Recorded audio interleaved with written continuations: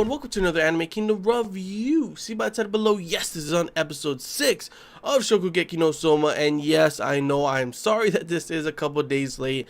It's just over the past couple days I had to deal with school, deal with homework, deal with my counselor and everything, but finally I was able to get that all out of the way, and finally I was able to go ahead and watch this new episode for this week. And just like I expected, the episode would go, like I said in last week's episode, that was the episode where everything was going to change. That was the episode, the very end, where everything was going to start to change. And this is the episode where the foundation is laid out for what's going to be coming for the rest of this arc. And honestly, I was super excited to see how this episode would go, and especially was super excited to see how your guys' reactions would be, considering the fact that this was the episode, like I said before, we were going to get to see more of Azami, get to see why he is so, this main villain, why is he going to be the antagonist, what makes him the antagonist for this story. And you get to see, especially in this episode, like you were probably thinking the last episode, why did he get exiled? Why is Erina acting this way? Why is she shivering just from him being there? Like he has this, like he had to have done something super crazy, right? And also you get to see that in this episode. And honestly, before this episode, I didn't really know what to expect with how Azami's voice was, I thought it was pretty good, but in my head I kind of thought of something else when I was reading the manga. But after going through this episode, after going through the scene with him brainwashing Erina, honestly, all I gotta say is it pretty much fits perfectly, and it gives you that feeling of just like you want to beat this guy up. He thinks he's like above everyone pretty much, and just like when he was torturing and brainwashing Erina, I just wanted to punch him in the face, and that is exactly the feeling that I got when I read in the manga. So I'm thankful that they they found a good voice actor for this role. Because voice acting, of course, is a very important thing. It changes everything. Some people may think a person does not work out considering what they thought from the manga, but for me at least, Azami was perfect now that I really listened in this episode. I also really like the episode for the contrast from the beginning. It shows everything kind of like a much more depressing feeling and everything.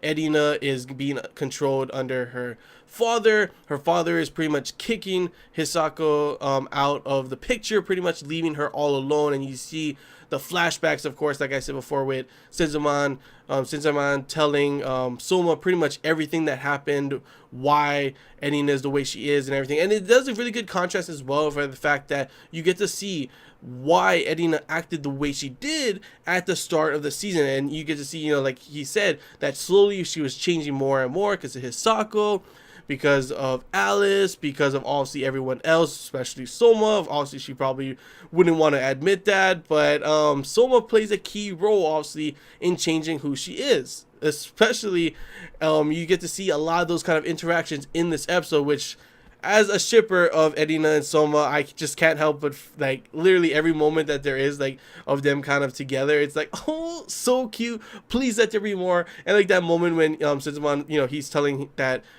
that's none of his business, the Nakiri family business and everything, but he still has one goal and everything, and that is to make Erina say that his food is delicious. And I mean, that if that doesn't scream out like I want her to, say my food is delicious and she's going to be my waifu, I don't know what is. I don't know. For me, that's what it is. Like, I thought it was more of a cute kind of thing of him saying that all the time. It's like he wants her to say that. It doesn't matter about anyone else pretty much from what we've seen. He doesn't care about what everyone else thinks. The only person, I mean, maybe his father, obviously Joichiro as well, but the only other person besides being Joichiro, the only other person that he wants to be acknowledge his food is good is Erina, and obviously he has changed her a lot as well, and it's really nice to see, honestly. Like, I, as a shipper for both of them, it was really cute, I'm not gonna lie. And I don't know if you guys shipped them as well, but if you did, tell me not. That was pretty awesome to see, and you're gonna see more of those, so do not worry. But yeah, like I was saying, the contrast of how Erina acted at the very beginning to how she acts now is a drastic change, and it's because, like Senzamon said, she slowly was changing because of everyone. But now that Azami's back, you saw that the strings were still pretty much attached. She was slowly changing, but things are still bad. But that's why I love how the beginning half of the episode is like a much more depressing mood, and then the second half when she goes to the Polar Star dormitory, when Alice goes to save her and everything, it's like such a, like, the mood just completely lightens up and everyone's all happy and everything. And I just loved how they interacted with her. And obviously, yes, come on, you can't say you did not like that fan service. That fan service was mwah, awesome. I don't know why you did that, but it was awesome. It was like one of those fan services where, like, why is this happening? They're having like a serious conversation of what's going on with her, and Hisako telling them, what happened to her and everything. And meanwhile, she's slowly stripping, slowly undressing, getting in the bathtub, and it's just like, okay, I can't really keep my mind on what's going on here. It's all over here. But I mean, I'm not gonna say I didn't like it, because yeah, I liked it.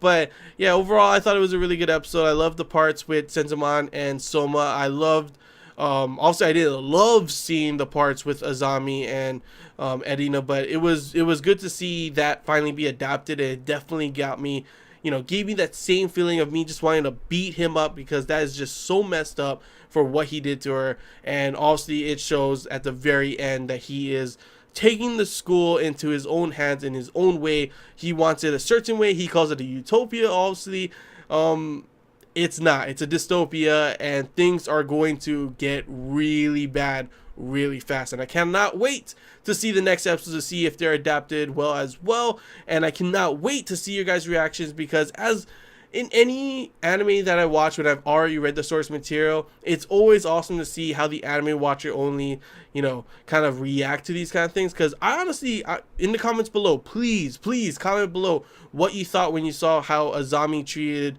when you find out why Azami was exiled and why Edina acts the way she does. Feel free to comment below what you guys thought of that. Like, I want to hear all your guys' thoughts for this episode, because when I first saw it, honestly, it pissed me off so much. And I could not believe that he did that to her, as, she was one of my favorite characters at the time. Still is, obviously. But it's going to get even better. We're going to see a lot more character development in this, because of things that are going to happen in this arc that wouldn't have happened if there wasn't a main antagonist. I know there's some people that don't care too much for the Azami arc, don't really care too much for Azami.